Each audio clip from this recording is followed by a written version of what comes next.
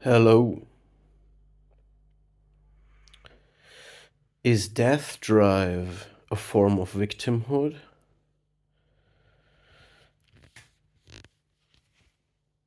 I recently stumbled across the work of Sabina Spielberg, a Russian psychologist that was very impactful both for the psychology of Freud, Sigmund Freud, and Carl Gustav Jung.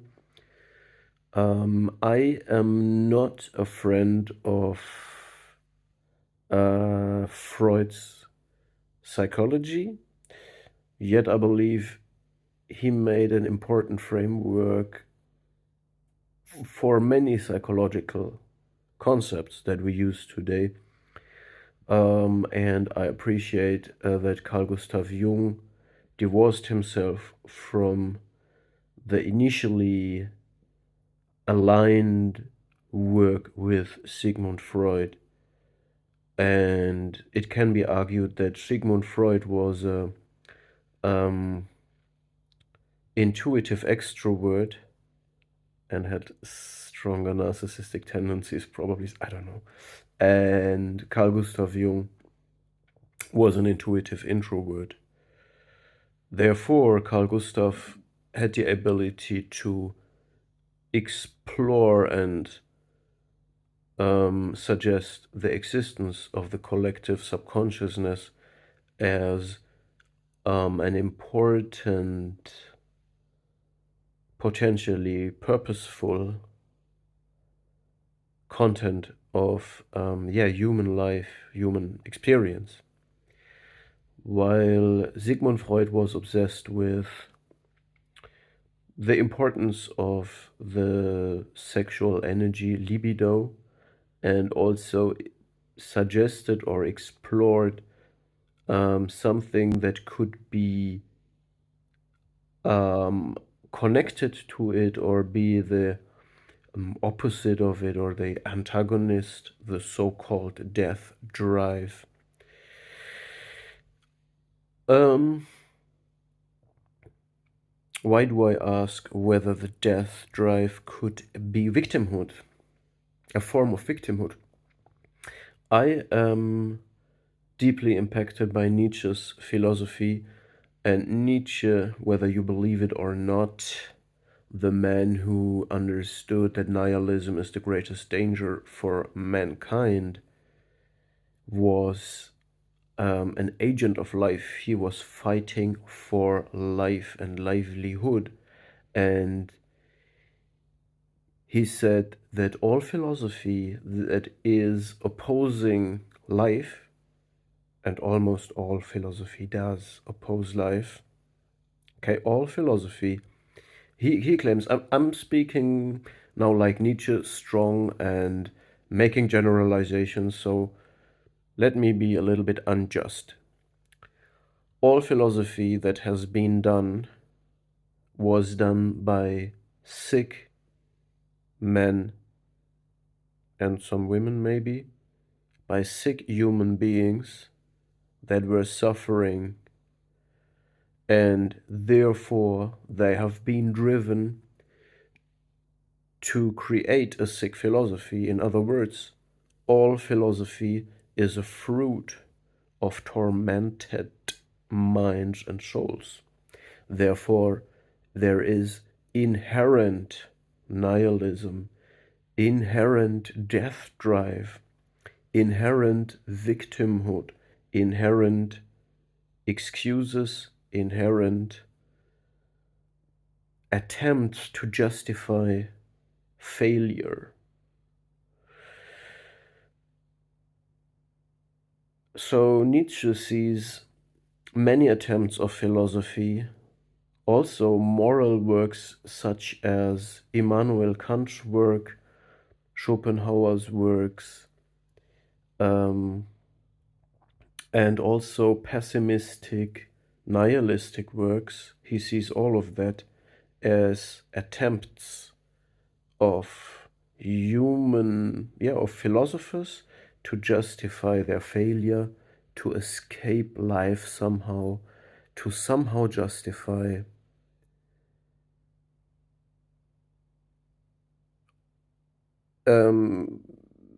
yeah, giving up, it's like they try to find a way out of it instead of living up, instead of finding a life-affirming approach that would require leaving comfort zones, that would also mean that you admit to be vulnerable. It would mean that you admit that there is a potential that is wasted. It would include you going into the unknown and facing your fears instead of trying to get some moral high ground and justify passivity, failure, retreat, and not even trying. So, life avoidant philosophy. Okay, and I would also argue that maybe death drive is the representation of this in psychology, and I don't know whether it really exists or not, but I have another insight or opinion or foundation of my philosophy and worldview, and that is I only adopt philosophy in my life that is life affirming and serves me, therefore. This is, by the way, why I like the Rasta movement. The Rastas love life, you know. The Rastas are aligned with the circle of life. They don't accept anything that is questioning life. They say life over dead. And yeah, I'm not going deeper into this because it's very controversial nowadays. It would be very controversial if I would start a discussion about abortion or this topic of having, disconnecting sex from love and having sex and expecting in some way not to take responsibility for the life creation connected to it and trying to escape this. We don't go down this rabbit hole. Hell no. Hell not seven snakes can push me in that rabbit hole. All right. So I also therefore have the idea that there are mysteries to life that should be kept mysterious.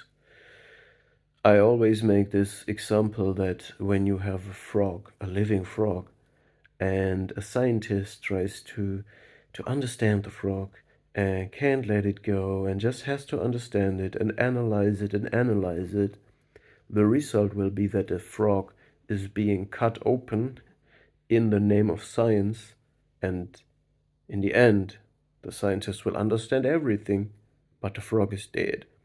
And the same happens when you overanalyze the mysteries of your life. If you wake up joyful, if you enjoy the simple things in life, if you love yourself, why would you try to dissect this, cut this open, try to falsify that? You are driven by death drive if you do this. You are doing something that is stupid, and in my opinion, this is a sin. Okay, this is a sin. This is blasphemy. Because you rebel against yourself, something that you should keep secret and sacred. All right?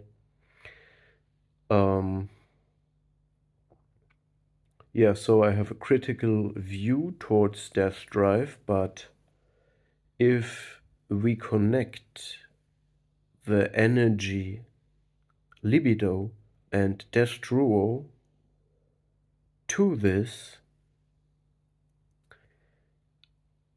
there is also potential of transformation and self-work, shadow work, for we should be aware of everything, all forces driving us, and we should not be afraid of them.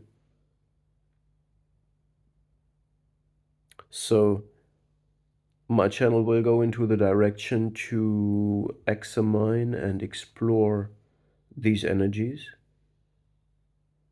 libido energy and Destrudo energy, which are probably the same energy or two sides of the same coin.